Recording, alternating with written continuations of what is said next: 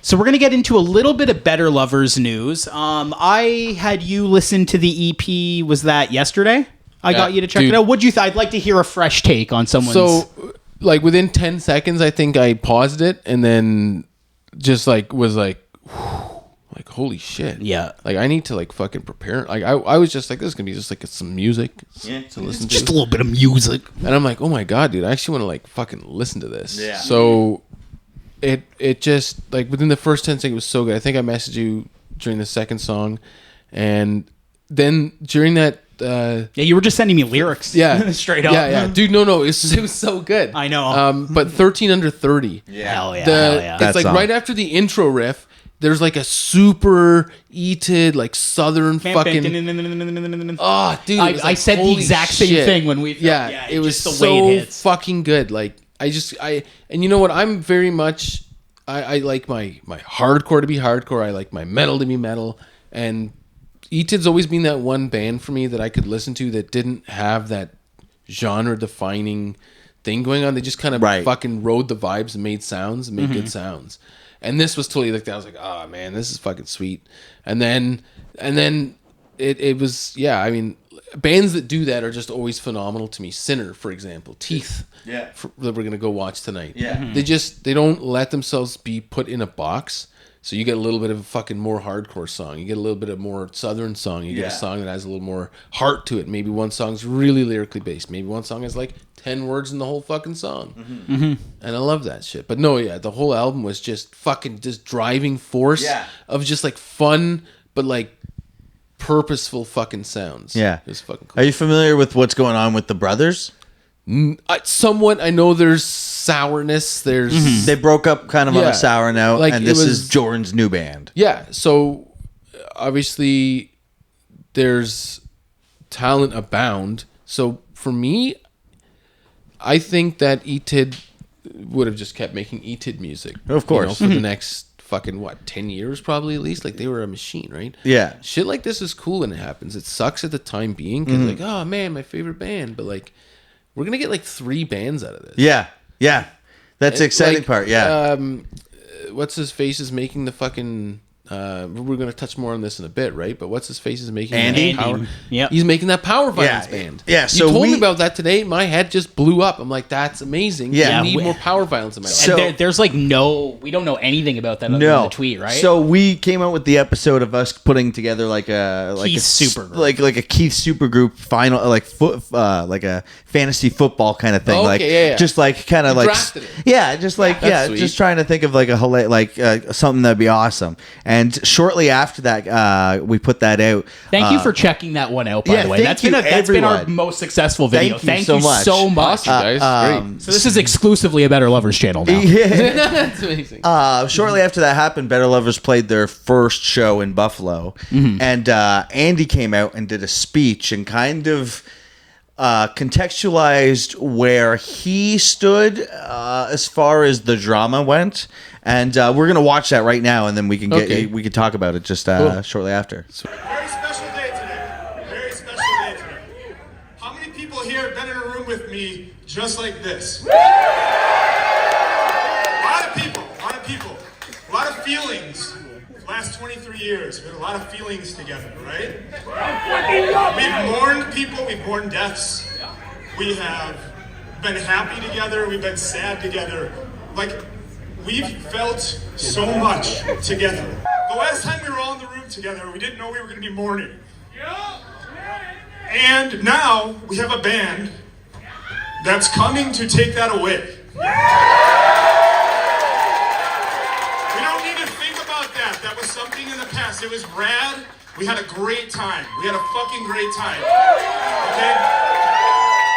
One thing that doesn't happen in that world is a resurrection where a band kicks fucking ass after a band kicked ass. Now we have the ability to have a new favorite band. We have the ability to follow this band and feel everything again. So please, guys, please be present today and understand that we are watching something very special. 3 of my best friends are about to come up here and destroy you guys. I'm so happy I could be here for it. I love them to death. And I'm going to let you know something. The 3 people from that last band that are on this stage right now are the ones that gave a fuck about you guys. Yes, that was super cool. I mean, It's emotional. So emotional. There's a moment where he goes like, "My friends are gonna come out and destroy you," and he's crying, and it's just such a funny sentence to say. Like, I'm Through going to tears, destroy you. Yeah, through tears. I always forget how fucking imposing of a human being. He's crazy, eh? Mustache. Do you watch the wrestling he does, the A&E wrestler? Because he's like a regular. I see pictures and clips of it just because following like ETID and stuff. Instagram's pretty clever like that, right? Yeah. But no, I haven't seen a ton of it. Now I want to watch a little bit of it more. I actually had the pleasure of seeing Andy wrestle live during one of the because Haley and I used to go to the Christmas shows all the time, especially the last couple of years. Which sucks because the last one they put on was their last show. That's what he was talking about. Last time we were together, we didn't know we were gonna mourn together. Yeah, mourn. So I didn't go to that one because like COVID was still, and I think a lot of people caught COVID from that show. I bet you did. There was one year they set up wrestling and he did like a whole wrestling match, and I saw him put people through tables. It was amazing. It was great. But yeah, he implied during that speech that like these 3 people were the only people that gave a shit about the band, which these are the ones who did. It implies that Keith, or at least by the end of the band, stopped giving a shit about the band, which happens when it's interesting to think about Andy saying that because Andy doesn't come across as the type of person who would say something like that unless he really truly believed that. That's not. When you've been in a band with someone for over 20 years, that's a pretty wild thing to say. Like, hey, this guy didn't really give that much of a shit about you guys. Yeah. That's crazy. That's and that's as a fan of Keith for the last 20 years. Yeah, you know what I mean? Like, I just thought about it for a second. I'm like, oh, like, so just come out and say it to all those like people. Like, my favorite vocalist doesn't give a shit about me. Yeah. So he must mean that. I mean, that he must have said something to make him say that. It's interesting. Or multiple things to put him in that position where he just feels like he needs to. Maybe you don't. If you really like think he gave a shit about you, no, it was these guys that gave. It's been such a hard thing for me to wrap my head around because again, I brought it up on the last episode. It was like Keith like openly got sober. He openly like he very clearly had an alcohol problem for a very long time. He got clean, and it just. Like after that, there was this crazy back and forth about how like he was saying that like the members of the band like didn't respect his sobriety, and then he was almost like, if I recall correctly, like implying that Jordan had like bad like sort of like not so human rightsy, like political beliefs and stuff. Like just a lot of weird stuff went down. It's just again so hard to see someone go through like a sobriety journey and end up alienating everyone and like losing everyone in the process. It's just exactly the opposite of what you want to see when something like that happens. Really weird. So we're all waiting for the next move of Keith. We're all waiting to see what he does. Breath. And again, we don't know if he does. Maybe he doesn't. Well, maybe he doesn't do anything. That's it. Maybe that is the move by Keith. Which isn't a bad move. Not saying that we need a band from him, but we're like, is that his move? Is like that's where we're at. Sounds like he needs some time for him. Yeah. It'll be interesting to say the least. Yeah, and I mean, in the meantime, though, I think that Better Lovers is like, I think again what Andy said about, like, this really is like the first time I felt like that, like almost teenage excitement for a band again, where I'm like, oh shit, like give me more. Their first show, yeah. Like I don't like. There's so many bands where it's like I hear about a band and they already have. I find them on Spotify and they already have an EP out or an album out. You know what I mean? Like this, like we got to see this from the beginning, and even the way Andy conveyed the message in that interview is like. Understanding that this isn't just a band. Like this is the type of band that has like a fan base that becomes like family to the band, to each other. Like it's, I think there's a lot of fan bases that go deep, and you'll always have like everything has a hardcore fan, but there's something special about a band like Every Time I Die, and that sort of vibe that brings. Yeah, and it's with obviously upsetting the way that it went down, but you can tell and that he implied by that speech is like, yeah, we're all kind of as upset about it, but like, here's something we can all get excited about. Be present is like, what he said. Yeah, like don't ask them to play an Every Time I Die song tonight. No, like, yeah. That's the past. Don't this ask is now. about shit happens. Like, don't ask about Keith. That's for sure. Just be present. Just be present. And be like, excited for this something is new. the first Better Lovers show, and then 8 years go around and be like, I was at that show, and instead of you having to be like all these thoughts about the last band that they were in, you can look back on it fondly and be like, they crushed it. They played a Soundgarden song, right? Yeah, was it Soundgarden that they played? Yeah, they do a Soundgarden cover. Yeah. I think it's Rusty Cage. Rusty Cage. Yeah, So sick. Great song. yeah. So sick. Cool. Shout out Rusty Cage. Shout out Better Lovers. Shout Honestly. for real. Yeah, no. Like, that and the way he said it, like, this is our chance to heal. Yeah. yeah. I mean, everyone needs a chance to heal. Everyone's got shit they're going through. We get badass music out of it. That's fucking sweet. And these are musicians. This is some of this, like, they've been doing it for so long. It's the only thing imagine they what know how to just do. went through. Imagine the fucking music they're gonna make. Yeah.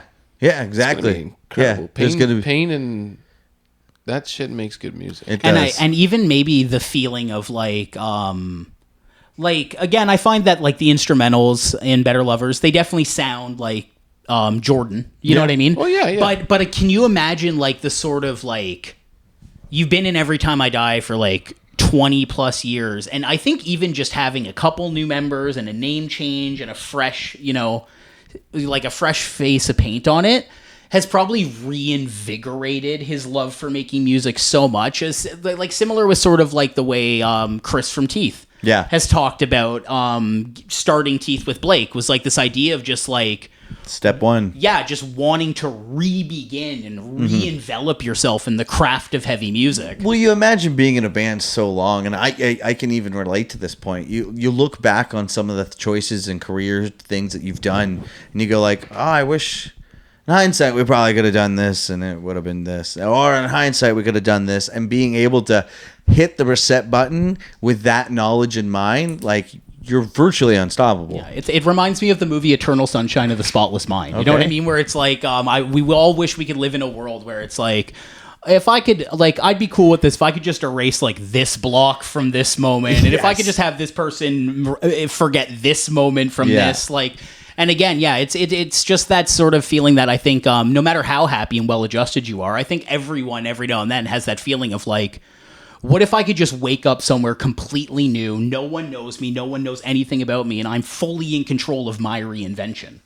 And I think they get to do that sonically with a dedicated, passionate fan base. So Yeah, people that are already ready to hear it, people that know it's coming, people that are waiting for it, people that are anticipating it, and it's like, they're not going to be able to get too far away from what they already sound like, because they've got a pretty cemented sound and they've got the way they play. But like you said, it's a chance to reinvent, so we might get some really cool, interesting new sounds out of them. I mean, I'm excited. And we briefly touched on it, but yeah, Andy just announced that he is putting together a power violence band. Oh, I'm so excited. yeah, it was a tweet he put out. It was right? a tweet. It was very ominous. Yeah, we'll definitely throw that on screen. I wonder, he was talking about making music with Rat Boy too, so it's hard to picture Rat Boy being in... I mean, times change, right? But I remember the story of Rat Boy back in the day was he wanted to take the band on a slightly more poppy route during the like Gutter Phenomenon days. Yeah. And apparently that's when they started to butt heads with him. Okay. Was he wanted to do more songs that sounded like The New Black, which is a great song, you know what I mean? But Every Time I Die is so much more than a band that puts out songs like The New Black. That is great song, but they're a band that just has so many great songs. Yeah. So And only time will tell to see where this ends up. yeah, No, but I'm that excited. song was in Guitar Hero too. So shout out to them. Yeah, that's crazy. You They know were in what? Guitar. So obviously- Jordan Buckley was in Guitar Hero.